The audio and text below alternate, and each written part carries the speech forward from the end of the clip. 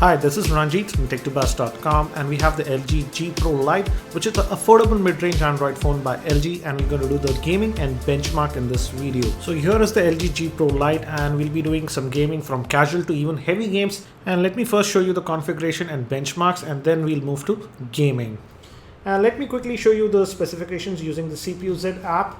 And as you can see, it's powered by a dual-core processor that's clocked at 1 GHz. It's based on the ARM Cortex A9, and the GPU on this is PowerVR SGX 531. And the RAM is 1 GB, and the board is MT6577. That means it's based on the MediaTek chipset. And the resolution, as you can see, the screen resolution is 540 by 960. That's QHD. And I've also run benchmarks for Quadrant, Antutu, NinaMark, etc. And let me quickly show you the scores for them. And this is for the Quadrant, and as you can see, our device got a score of 3426, which is actually nothing great for Quadrant as of now. I won't say it's not very bad or good, it's just a mediocre score. And this is the Antutu benchmark, and as you can see, our device got a score of 8513, which is even below the Samsung Galaxy S2. Again, as I told you, it's just a 1 GHz dual-core processor. That's a MediaTek chipset.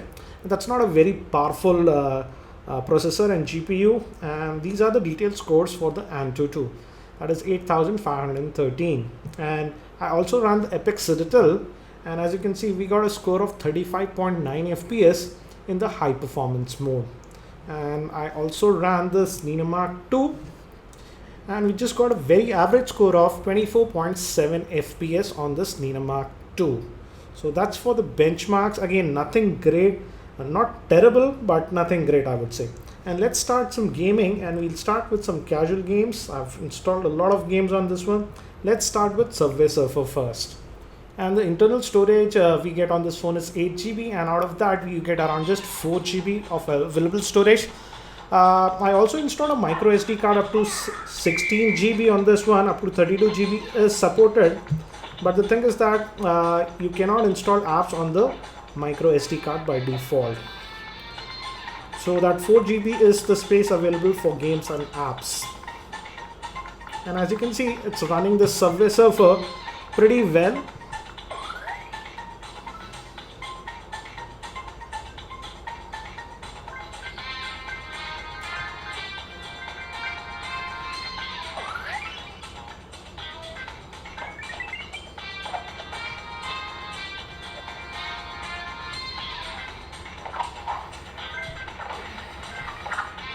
So as you can see, it's running Subway Surfer fine.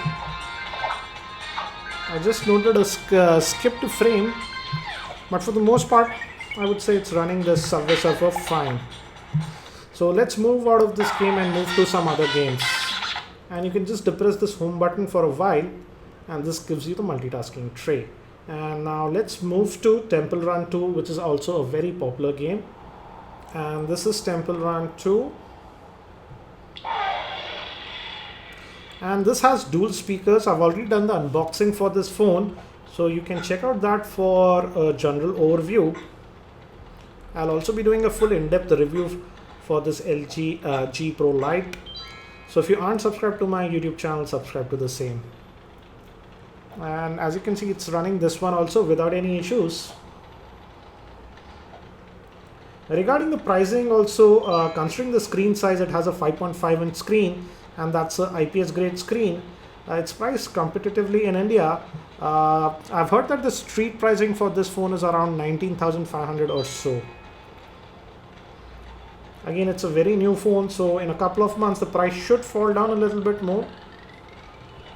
So looks like a decent phone if you are looking for a large screen size phone. And as you can see, I'm tilting it to extreme angles. Then also the display is good because it has an IPS grade screen. As you can see, it's playing this one actually pretty well.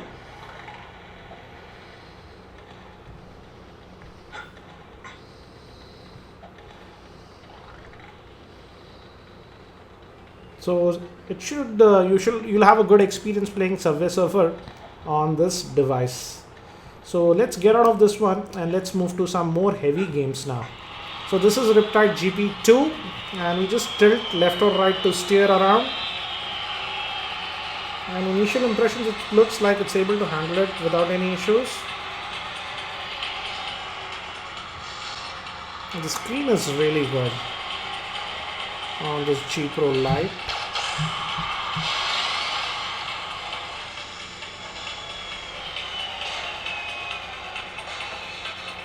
Also, because of this dual speakers, the sound output is also pretty good.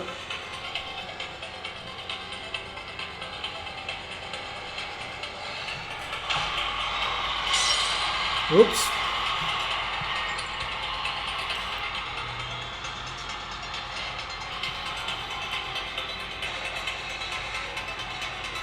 Only thing is that we are not getting all the water effects. Yes, not all the water effects are getting rendered, but it's playing this game smoothly.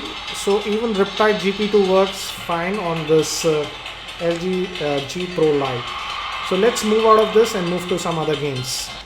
And now let's move to Dead Trigger 2. So as you can see, this is the Dead Trigger 2. And it's rendering the graphics very well. No issues. Frame rates are also very smooth.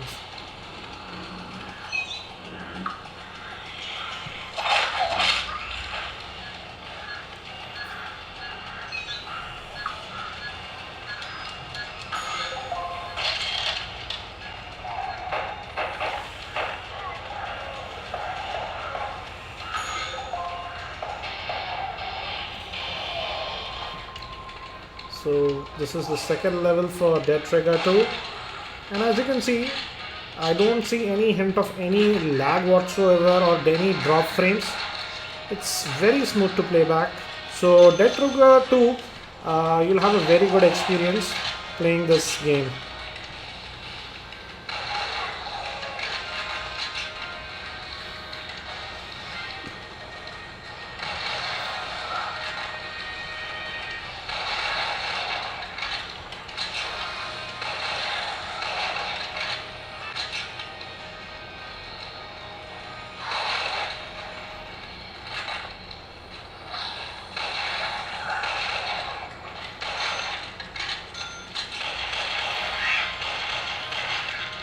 So this is also Dead Trigger, and as you can see, it's playing it fine without any issues.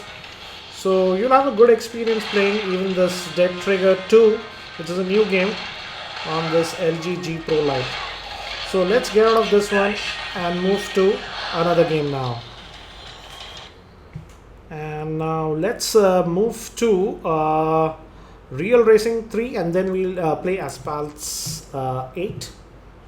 So this is Real Racing 3, and let's start this one now. I've kept the volume to max. Though the dual speakers are there, it's not very loud, it's adequate. So this is Real Racing 3, and right away I noticed that it's not very smooth. There is a little bit of jerkiness, but let's see.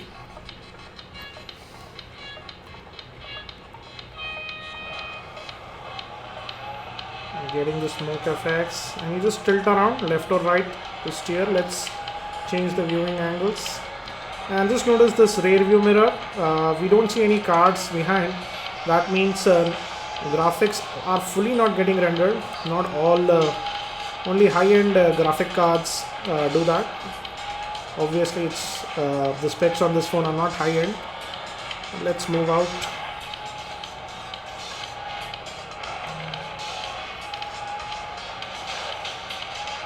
So as you can see, it is very much playable, but I notice a few drop frames when there is a lot of activity going around. For example, here there was a drop frame.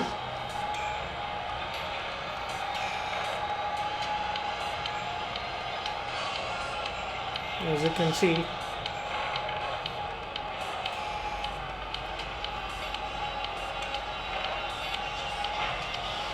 so I would say that it can play Real Racing 3 also,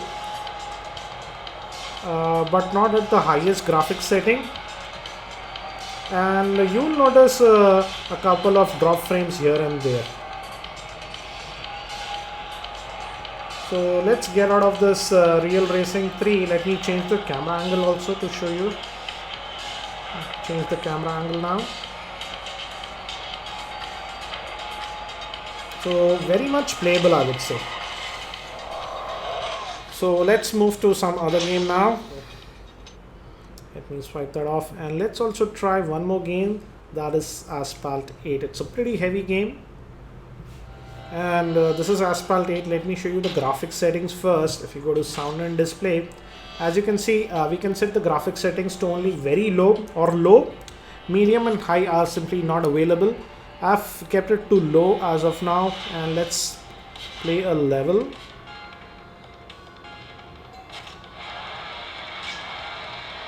So this is Asphalt 8, and I've customized the steering. I'm using on-screen steering. I notice a little bit of skipping of frames. You might not notice it if you haven't played this game earlier, but I have played this Asphalt 8 quite a bit. So I noticed that skipping of frames, but looks like it's playable.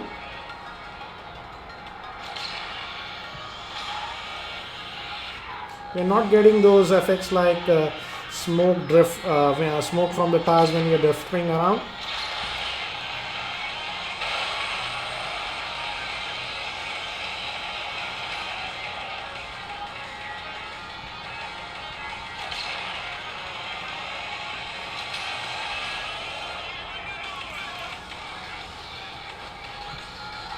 So I would say playable, but definitely it does skip some of the frames.